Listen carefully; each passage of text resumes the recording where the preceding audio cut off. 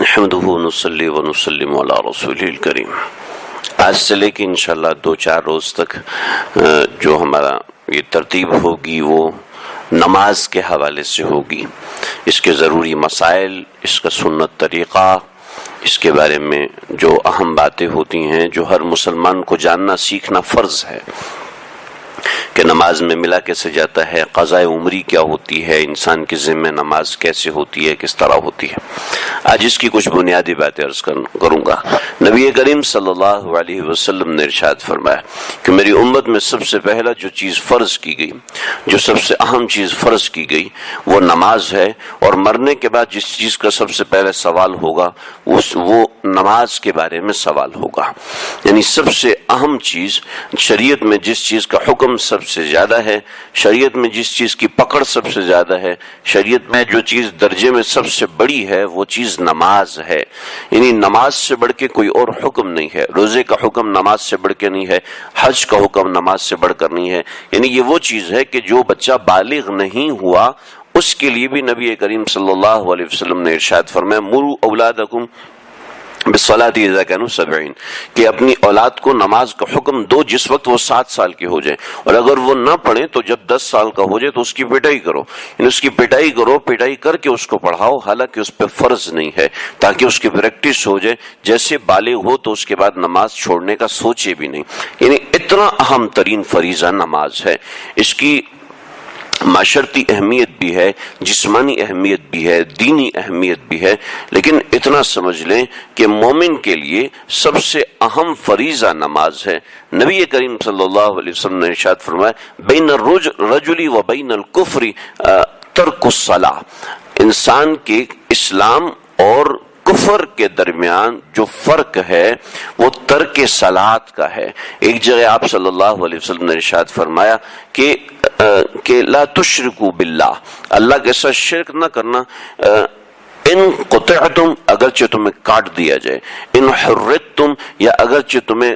جلا دیا جائے یا تمہیں ذبح کر دیا جائے، تم اللہ کے ساتھ کسی کو شریک نہ ٹھہرانا۔ اور دوسرا حکم یہ ہے کہ لا تترکن صلاۃ متعمدین، کہ نماز کو کبھی جان بوجھ کے مت چھوڑنا، کبھی جان بوجھ کے نماز کو مت چھوڑنا۔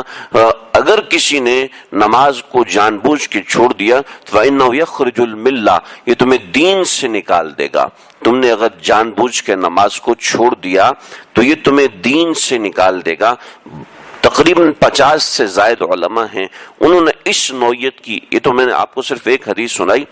بہت سی حدیث ہیں، اگر یوں کہا جائے کہ سینکڑوں اور ہزاروں حدیثیں اس کے متعلق ہیں نماز کے متعلق، تو یہ بالکل بجا ہوگا، بالکل صحیح ہوگا۔ یہ سینکڑوں روایات ہیں جس کے اندر آپ صلی اللہ علیہ وسلم نے ایسا اشارہ فرمایا کہ نماز کو جان بوجھ کے چھوڑنے والا وہ کافر بھی ہے۔ چنانچہ امام احمد بن حنبل رحمۃ اللہ علیہ کا مسلک ہے کہ اگر کسی نے جان بوجھ کے نماز چھوڑ دی تو وہ مسلمان نہیں رہا، وہ کافر ہو جائے گا اگر کسی نے جان بوجھ کے نماز چھوڑ دی۔ لیکن جمہور اہل سنت والجماعت اور ہمارا مسلک یہ نہیں ہے کہ کسی نے جان بوجھ کے نماز چھوڑی تو وہ کافر ہوگا۔ ہاں، اس نوعیت کی حدیث کے بارے میں یہ ہے کہ کسی نے نماز کا انکار کر دیا، یعنی کہتے ہیں نماز کوئی ضروری نہیں ہے دین میں پڑھنا، کوئی اگر ایسی بات کر دیتا ہے تو وہ شخص کافر ہو جائے گا۔ تو نماز کو جان بوجھ کے چھوڑنے والا وہ بعض روایات کی بنیاد پر کافر، حسن بصری رحمۃ اللہ علیہ اور امام اوزاعی رحمۃ اللہ علیہ اور دیگر بہت سے محدثین اور فقہائے کرام کا یہ مسلک رہا ہے کہ نماز کو جان بوجھ کے چھوڑنے والا کافر ہے۔ اور ایسے بہت سے علماء کا یہ مسلک بھی رہا ہے کہ نماز کو جو چھوڑ دیتا ہے اس کی جنازہ پڑھنا بھی جائز نہیں ہے۔ تو یہ بڑا اہم اور نازک ترین مسئلہ ہے جس کے اندر ہمارا 60 سے 70% معاشرہ، بلکہ یوں کہا جائے کہ 70 سے 80% معاشرہ مبتلا ہے کہ ہمارے 70 سے 80% لوگ نماز نہیں پڑھتے، اور جو 20 سے 30% لوگ نماز پڑھتے ہیں ان میں سے بھی آدھے لوگ ایسے ہیں جو گھروں میں مصلی بچھا کے نماز پڑھ لیتے، کہتے جی مسجد میں جانا ضروری نہیں ہے۔ نبی کریم صلی اللہ علیہ وسلم نے فرمایا لا صلاۃ جار المسجد الا فی المسجد، لا صلاۃ جار المسجد الا فی المسجد، اگر کوئی مسجد کا پڑوسی ہے، اس کی گھر کی دیوار مسجد کی دیوار سے ملی ہوئی ہے اور وہ مسجد کی اذان اور مسجد مسجد کی نماز کو دیکھ کر کہتا ہے میں بھی اس سے پیچھے پیچھے نماز پڑھ لوں گا، تو فرمایا کہ اس کی نماز گھر میں نہیں ہوتی، اس کی نماز بھی مسجد میں ہوگی۔ پھر نبی کریم صلی اللہ علیہ وسلم نے ارشاد فرمایا کہ جو لوگ گھروں میں نماز پڑھتے ہیں، جی چاہتا ہے کہ کسی کو اپنی جگہ امام بناؤں اور پھر لوگوں سے کہوں کہ لکڑیاں اکٹھی کریں اور پھر ان کے گھروں کو آگ لگا دوں، یعنی اتنی ناراضگی ہے جو کہ گھروں میں نماز پڑھتے ہیں۔ اب وہ لوگ جو کہ نماز ہی نہیں پڑھتے، تو آپ خود سوچیں کہ ان کے بارے میں ہماری شریعت کے بارے میں کیا کیا معاملات ہوں گے۔ یہاں تک کہ کسی اور قتل کرنے والے کو کافر نہیں کہا، یعنی سمجھ لیں قتل کرنا چھوٹا گناہ ہے، نماز کا ترک کر دینا بڑا گناہ ہے، اور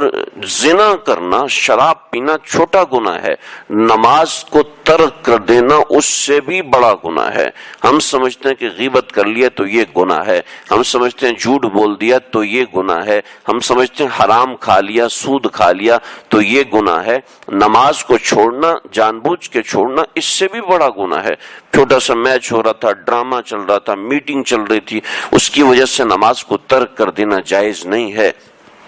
کچھ معاملات ایسے ہیں جس کی وجہ سے جماعت کو ترک کیا جا سکتا ہے، لیکن نماز کو ترک کرنا کسی صورت جائز نہیں ہے۔ حضرت موسیٰ علیہ السلام کے پاس ایک عورت آئی اور کہا کہ حضرت آپ اللہ سے میری معافی کروا دیجئے، میں نے بہت بڑا گناہ کر لیا ہے۔ تو حضرت موسیٰ نے پوچھا کہ کیا گناہ کر دیے تم نے؟ کہنے لگی کہ مجھ سے زنا سرزد ہو گیا، اور زنا سرزد ہونے کے بعد پیٹ میں بچہ ہو گیا، اور جب 1 سال کے بعد بچہ پیدا ہوا تو میں نے اپنے گناہ کو چھپانے کے لیے یہ کیا کہ میں نے اس بچے کو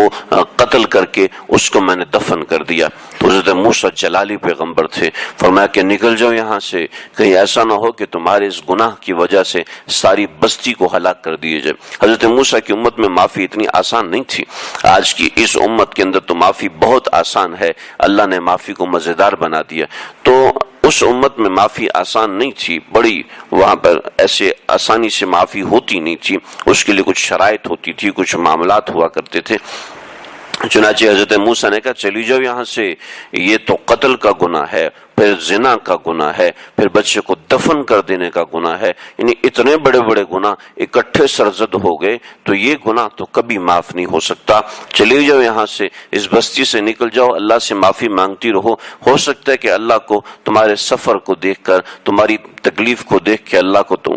تم پہ پیار آ جائے، اللہ تمہیں معاف فرما دے۔ تو وہ بڑھیا وہ عورت رونے لگی اور چلی گئی وہاں سے۔ تو حضرت جبریل علیہ السلام آئے اور کہا کہ اللہ نے پیغام بھیجا ہے کہ آپ نے میری بندی کو مجھ سے کیوں مایوس کیا، اس کو اس طریقے سے سکھائیے تو اس کی معافی ہو جائے گی۔ چنانچہ اس کو فوراً بلایا اور اس کی معافی کروائی۔ پھر فرمایا جبریل علیہ السلام نے اے موسیٰ آپ کو پتہ ہے کہ یہ تو اتنا بڑا گناہ نہیں تھا، اس سے بڑے بڑے گناہ بھی آپ کے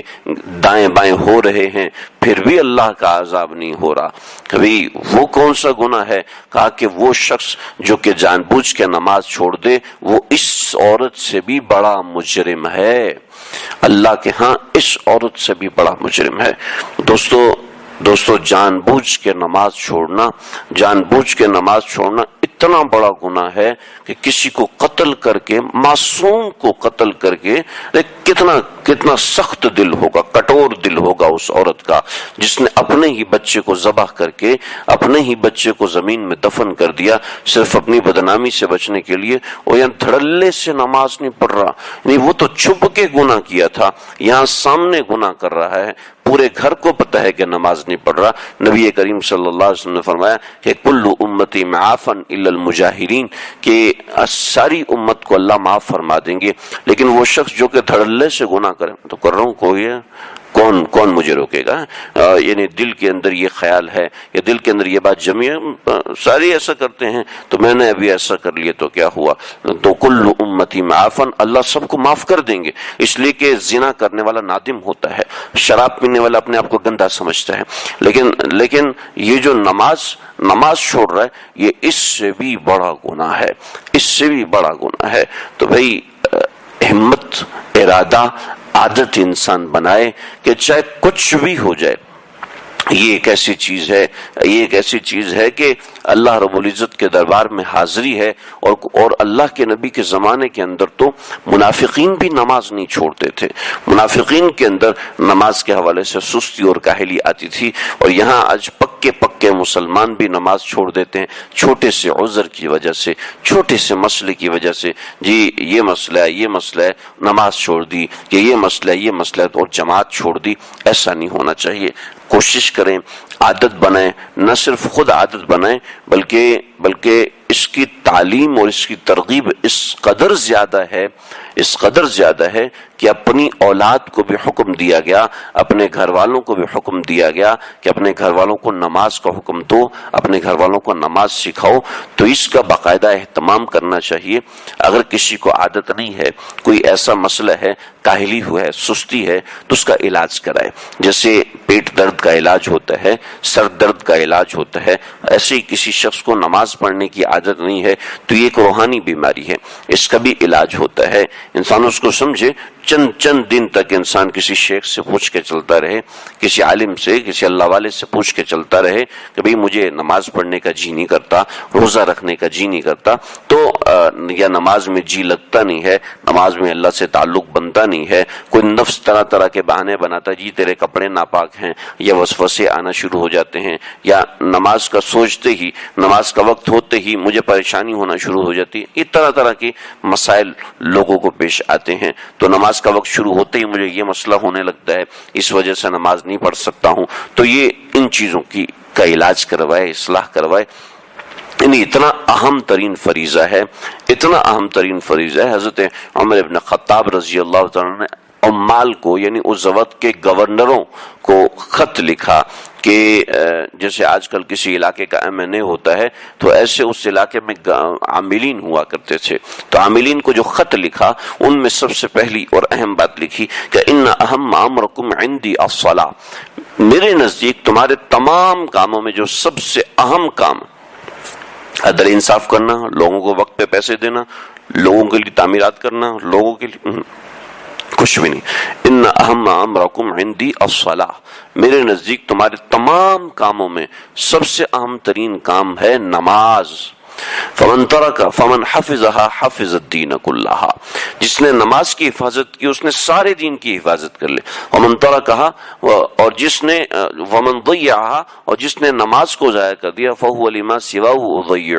وہ باقی دین کو اس سے بڑھ کر ضائع کرے گا۔ حضرت عمر رضی اللہ عنہ کا یہ جملہ آج نظر آتا ہے، جس نے نماز کی حفاظت کی وہ اپنے سارے دین کی حفاظت کر سکتا ہے، جس نے نماز کی حفاظت نہیں کی وہ اپنے سارے دین کو مزید ضائع کرے گا۔ نماز کی حفاظت صرف یہ کرنا جو کہ نماز پڑھ لیا، بلکہ حفاظت کرنے میں اور بھی معاملات آتے ہیں، تو وہ میں انشاءاللہ ساری چیزیں کہ نماز میں خشوع اور خضوع کیسے ہوتا ہے، نماز کے اندر ترتیب کیسے ہوتی ہے، نماز کا سنت طریقہ کیا ہے، اگر کسی کی نمازیں قضا ہو گئی ہیں تو اس کے بارے میں کیا کیا معاملات ہیں۔ زندگی میں بہت سے لوگ ایسے ہوتے ہیں جنہوں نے برس ہا برس تک نماز نہیں پڑھی ہوتی، اس کا کیا حل ہے، وہ انشاءاللہ میں باتیں ترتیب سے عرض کروں گا۔ اللہ تعالیٰ سمجھنے کی، عمل کرنے کی توفیق عطا فرمائے۔